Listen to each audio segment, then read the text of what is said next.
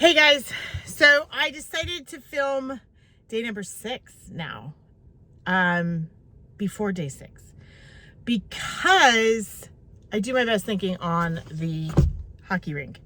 So I just played an hour and a half of hockey. I'm dying. But there are some things that I want to share as part of this journey. And it's being pretty vulnerable here. So, but I just feel like I have to get this off my chest because I know I'm not alone. So for 10 years, I was a health and fitness coach. I, worked out all the time. I posted my workouts on social media. I, coached other people through these programs. I felt and looked amazing. I was married at the time. I had young kids. I was building a business. Like, all of the things were in alignment. And I'd always struggled with my weight. But this is the one time where I felt completely in alignment with myself. Like, I felt amazing in my skin. I just felt like I was on a high for a very long time. Now, going through this separation and divorce, I really got unmotivated to work out at all. I was still playing hockey once a week, but that was it. That was really just kind of my lifeline. But I stopped really working out, and I would say I stopped eating healthy, but I really didn't change my eating habits all that much. And that lasted for about, I would say, 4 or 5 years up until now.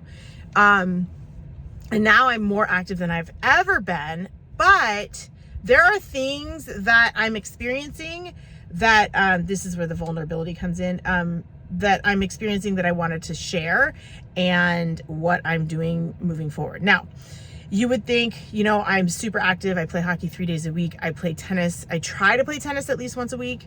Lately hasn't happened, but I ride my Peloton at 4:30 in the morning, at least once a week. At least I try my best. So I am incredibly active. I burn 1,000 calories. I'm exaggerating, but I burn a crap load of calories. And my food intake is okay. You know what? I like my wine. I like to go out with friends.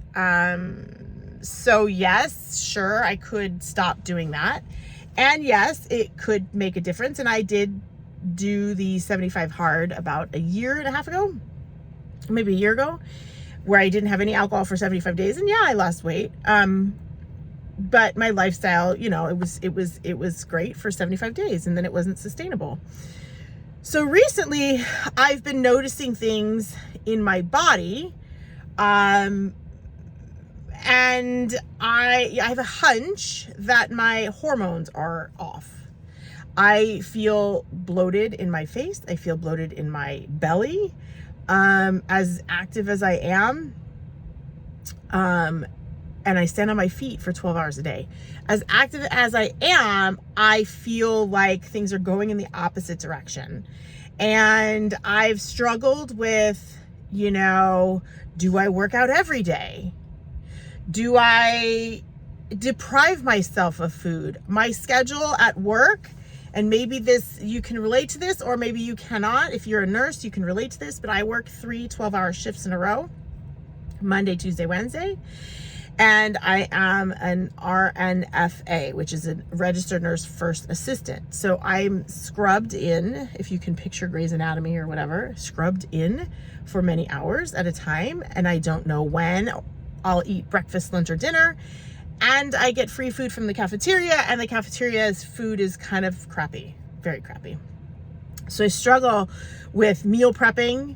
Yes, that's an excuse, or it's just a decision, right? I can say that I'm good at meal prepping and I can prep. It's a decision, I know that, but I struggle. I'm just being transparent. So with these shifts in how I feel, like puffiness and bloatedness, I just don't feel like I'm right in my skin.